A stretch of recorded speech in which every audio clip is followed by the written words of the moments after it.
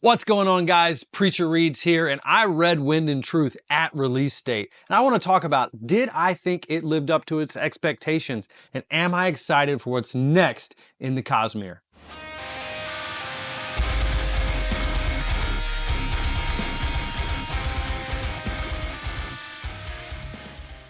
I don't consider myself a Brandon Sanderson fan, in the sense that is typically expected in the fantasy booktube space.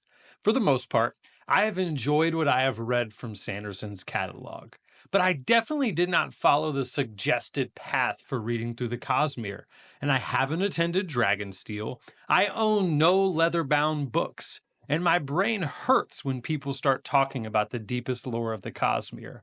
At the time of this review, I have essentially only read Stormlight.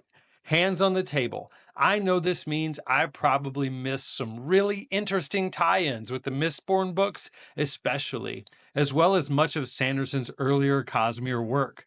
But I did take the Stormlight journey, and I'd like to give my thoughts on my reading experience with Wind and Truth, and how it has impacted my desire to become a Sanderson completionist and certified Cosmere nerd. Minor spoilers are to be expected.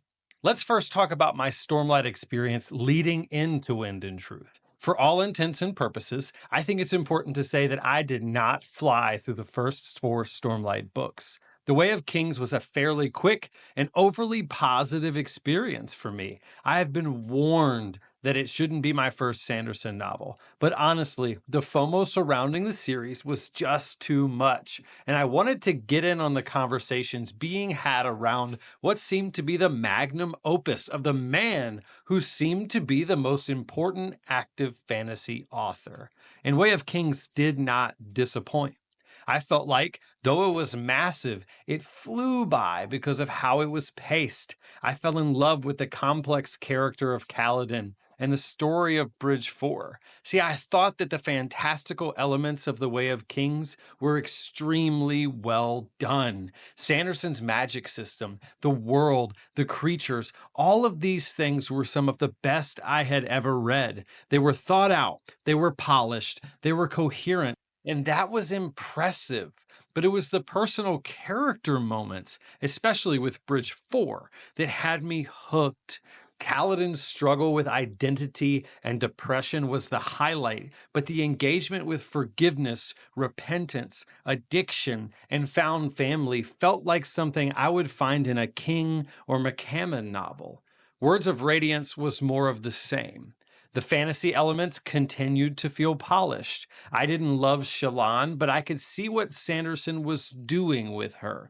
Kaladin, Dalinar, and even Szeth were highlights throughout and were conduits by which I thought Sanderson continued to engage well with the complexity of the human condition. I read it a tad slower than Way of Kings, and in hindsight, I do think its pacing wasn't quite on par. But still, overall, it was a fantastic entry.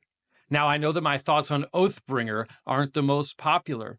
I struggled through it. I soft DNF'd it twice. The middle sections, especially the conversations around political figures who would believe Dalinar had changed or not, really dragged for me. It was saved mostly by Dalinar's flashbacks and the reveal of Evie's death. And the Sanderlanche was everything I hoped it would be.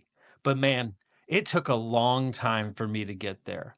This was when I really began to see some big holes in the logic of, yeah, I know the pacing is bad for most of the book, but the Sanderlanche is coming. But again, Sanderson's character engagement, specifically with Dalinar, was worthy of my time and was truly impactful. Rhythm of War was the first of the series where I was on a deadline. I wanted to be ready for Wind and Truth's release. So I picked up Rhythm of War in November and pushed myself to be done in time for the December 6th release date. FOMO was a heck of a drug. Overall, I had a more positive view of Rhythm of War than most, and I think it was partly due to how locked in I was on finishing it.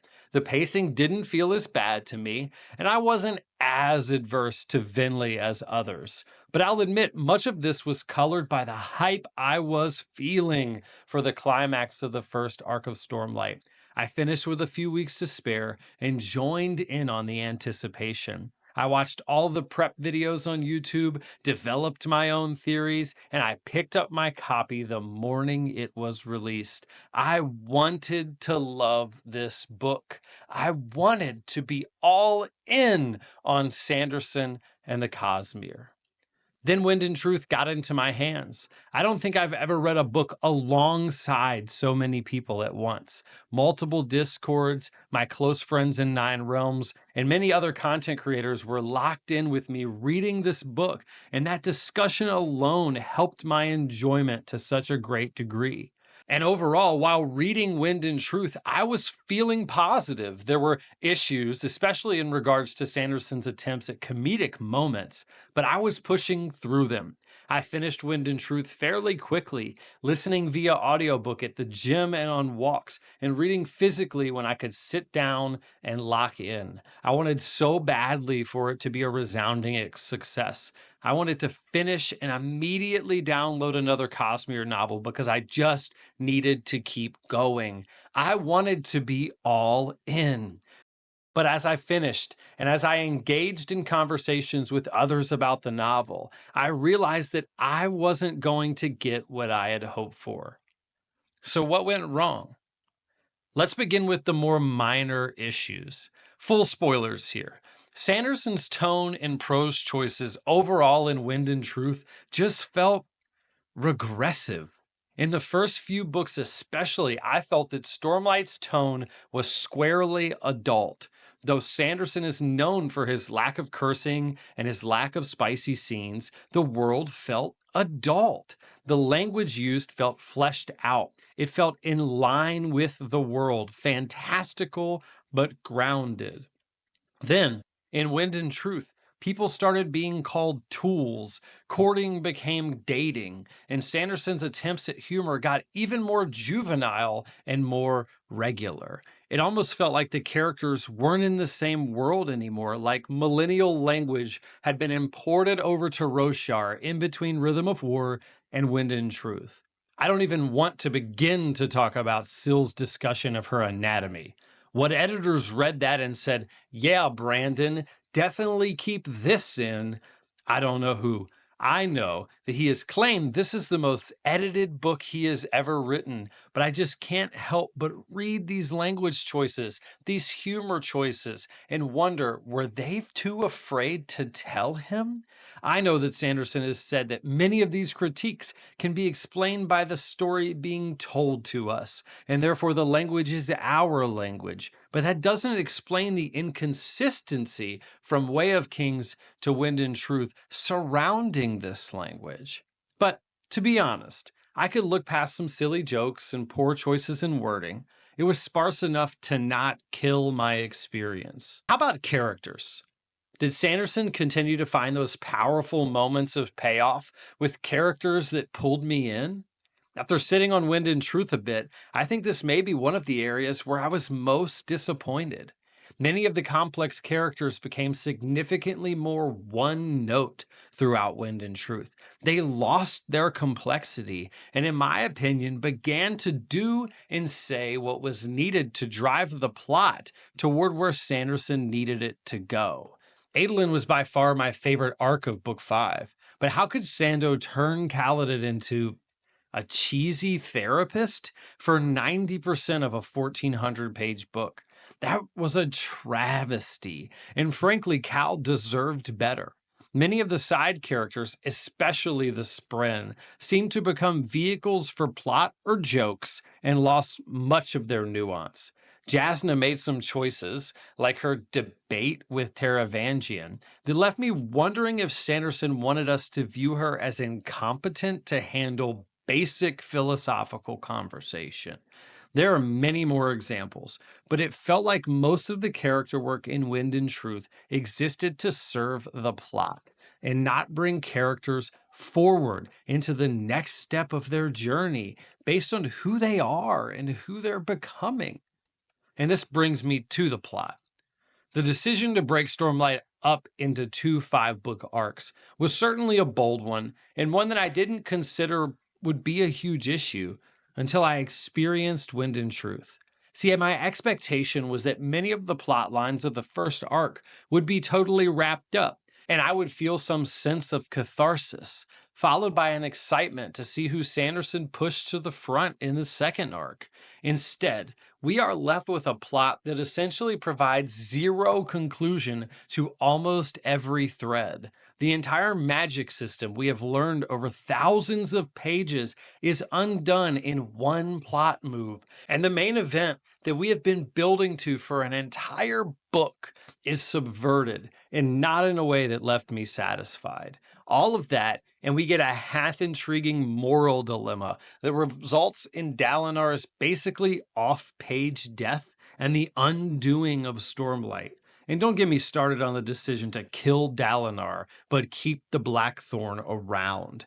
I have a hard time even coming up with a single major plotline that was concluded in any cathartic way. Maybe I just misunderstood how the arcs would work, but I thought Book 5 would give me some sort of conclusion to these major conflicts for these main characters. But instead, we get an ending that does raise the stakes in a way, but wraps nothing up from a character standpoint and undoes much of what we had previously read. All in all, I think what is most disappointing about Wind and Truth is that I have lost the excitement to be a Sanderson completionist. I'm not done with Sanderson, and I'll especially still dive into Mistborn, but it also feels like the honeymoon phase is over. Sanderson is no longer this larger-than-life author who I can trust to land the plane and meet my expectations.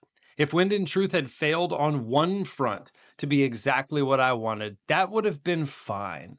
But this felt more all-encompassing than that. The product I received forces me to wonder how this version of Wind and Truth was even what landed in my hands. Does Sanderson need to reconsider his editing process?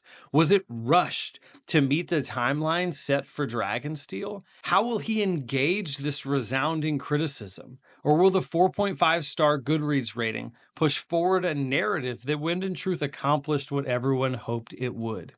I had hoped for a strong conclusion to some beloved characters and an intricate and well-developed world that would drive me to a new level of Sanderson fandom. But instead, I got an unsatisfying cliffhanger, driven forward by flattened characters, in a world that began to seem not so much like itself. Overall, Wind and Truth isn't a bad book. But in light of my expectations and the series as a whole, I came away extremely disappointed. I loved most of the Stormlight journey, but man, the destination still matters.